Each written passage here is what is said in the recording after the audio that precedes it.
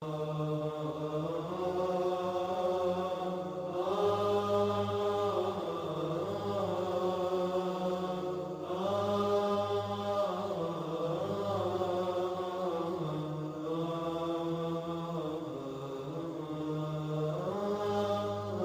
آیات سورہ یوسف احسن القصص سے ماخوذ ہیں، جو کہ قرآن پاک کی ایک سورہ ہے۔ یہ یوسف علیہ السلام کی کہانی کو بیان کرتی ہیں، جس کا آغاز ان کے خواب اور بھائیوں کی حسد سے ہوتا ہے۔ ان کے بھائیوں نے انہیں کنویں میں پھینک دیا، جہاں سے انہیں ایک قافلے نے نکالا اور مصر لے جا کر بیچ دیا۔ اس کے بعد ان کی زندگی میں مزید آزمائشیں آتی ہیں، جیسے عزیز مصر کی بیوی کا ان سے ناجائز تعلق قائم کرنے کی کوشش کرنا اور پھر قید ہونا۔ تاہم ان کی صبر، ایمان اور خوابوں کی تعبیر کے علم کی وجہ سے وہ بالآخر مصر کے خزانوں کے مختار بنتے ہیں اور اپنے خاندان سے دوبارہ ملتے ہیں۔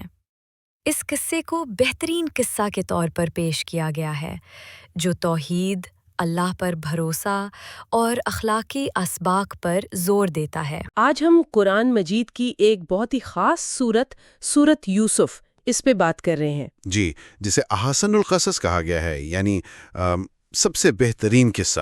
بالکل، اور ہماری بات چیت براہ راست قرآن کی آیات پر مبنی ہوگی۔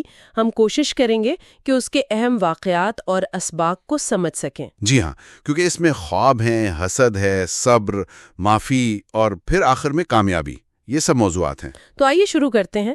قصے کا آغاز ہوتا ہے یوسف علیہ السلام کے اس مشہور خواب سے۔ جی، وہ 11 ستارے اور سورج، چاند، ہاں، کہ وہ سجدہ کر رہے ہیں، اور والد یعنی یعقوب علیہ السلام وہ فوراً سمجھ جاتے ہیں کہ بھئی یہ کوئی معمولی بات نہیں ہے۔ بالکل، اور وہیں وہ بیٹے کو خبردار بھی کرتے ہیں کہ بھائیوں سے بچ کے رہنا، ان کے حسد سے۔ یہیں سے وہ حسد والا عنصر وہ کہانی میں سامنے آ جاتا ہے۔ جی، اور یہ صرف خاندان کی بات نہیں، یہ انسانی فطرت کی کمزوری کو بھی دکھاتا ہے۔ ساتھ ہی یوسف کو نبوت کی، علم کی بشارت بھی ملتی ہے۔ لیکن بھائیوں کا حسد اتنا بڑھ جاتا ہے کہ وہ سازش کرتے ہیں، پہلے تو قتل کا سوچتے ہیں۔ ہاں، پہلے تو قتل کا منصوبہ تھا، لیکن پھر ایک بھائی نے کہا کہ نہیں، کنویں میں ڈال دیتے ہیں تاکہ کوئی قافلہ نکال لے۔ یہ دکھاتا ہے حسد کہاں تک لے جا سکتا ہے۔ پھر وہ والد کو مناتے ہیں کہ یوسف کو ساتھ بھیج دیں، حفاظت کا وعدہ کیا، حالانکہ وہ جی، جھوٹا وعدہ، اور یعقوب کو ڈر تھا۔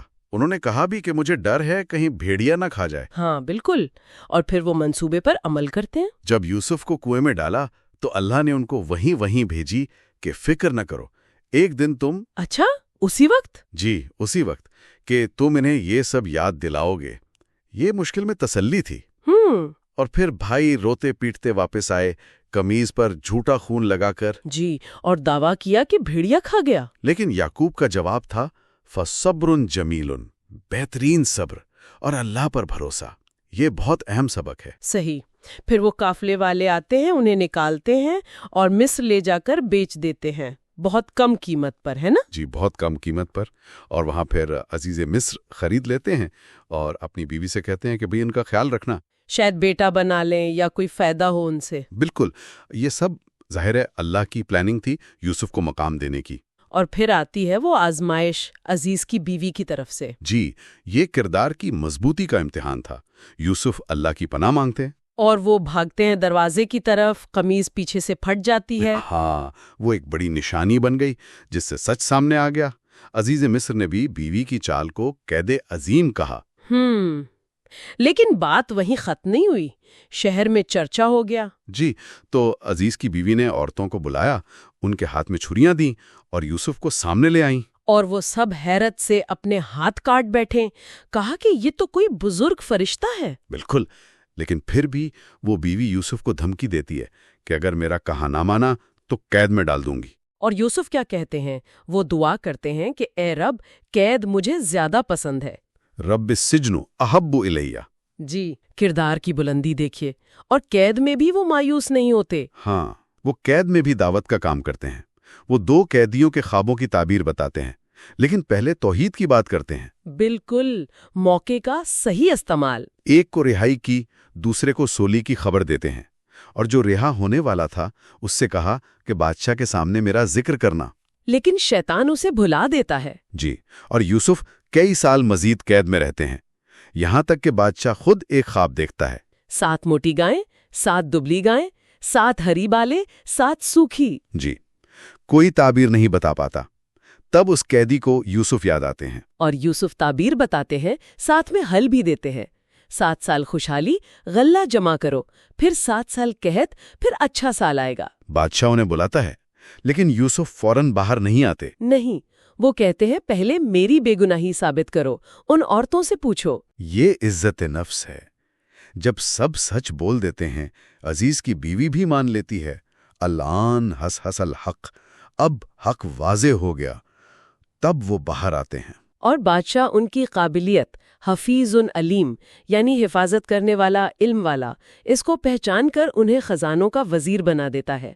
ये सब्र का फल था। फिर कहत पड़ता है और भाई गल्ले लेने मिस्र आते हैं। यूसुफ उन्हें पहचान लेते हैं, पर वो नहीं पहचानते। जी, यूसुफ उन्हें गल्ला देते हैं और शर्त लगाते हैं कि अगली बार अपने छोटे भाई बेनियामीन को साथ लाना। और उनकी रकम भी चुपके से वापस रखवा देते हैं। बिल्कुल, वो वापस जाकर बाप को मनाते हैं। याकूब बहुत मुश्किल से पक्का वादा लेकर इजाजत देते हैं।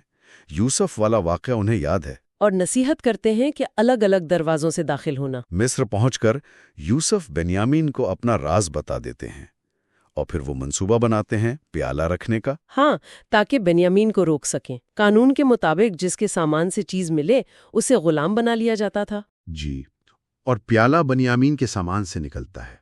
भाई बहुत परेशान होते हैं। वो कहते हैं उसकी जगह हमें रख लो, बाप बूढ़ा है। लेकिन यूसुफ इनकार कर देते हैं। बड़ा भाई वहीं रुक जाता है, कहता है मैं वापस नहीं जाऊंगा जब तक अब्बा इजाजत ना दे या अल्लाह कोई फैसला ना करे। बाकी भाई वापस जाते हैं, याकूब को बताते हैं। उनका फिर वही जवाब, सब्र जमील। मगर गम शदीद है। या असफा अला यूसुफ कहते हैं। रोते रोते बीनाई चली जाती है। लेकिन उम्मीद नहीं छोड़ते। बेटों से कहते हैं अल्लाह की रहमत से मायूस ना हो, जाओ यूसुफ और बेनियामीन को तलाश करो। लाता यसू में रहुल्लाही। क्या बात है। वो फिर जाते हैं, खस्ता हाल, यूसुफ से रहम की दरखास्त करते हैं। और तब यूसुफ अपनी शनाख्त जाहिर करते हैं, अना यूसुफ व हाज़ा अखी, मैं यूसुफ हूं और ये मेरा भाई है। भाइयों पर तो जैसे कयामत गुजर जाती है। शर्मिंदा होते हैं, कहते हैं अल्लाह ने आपको हम पर फजीलत दी। मगर यूसुफ का दिल देखें, वो कहते हैं ला तसरीबा अलैकुमुल यौम, आज तुम पर कोई मलामत नहीं, सब माफ। सुभान अल्लाह, ये है मुआफ़ी की मेराज।